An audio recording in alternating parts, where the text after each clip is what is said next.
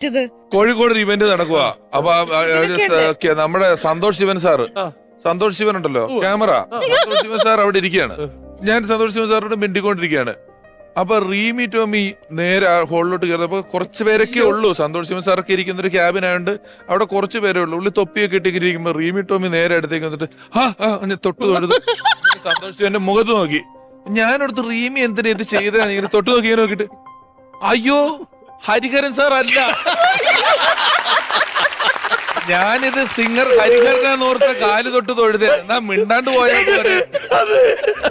ആരേലും മിണ്ടാണ്ട് പോലെ ഇത് തൊഴുവും ചെയ്തു, പുള്ളി അനുഗ്രഹിക്കുകയും ചെയ്തു. പറയാ അയ്യോ ഇത് ഹരിഹരൻ സാർ അല്ല, ഞാൻ ഹരിഹരനാന്ന് ഓർത്തിട്ട് ശരിക്കും നല്ല സാദൃശ്യം ഉണ്ടായിരുന്നു.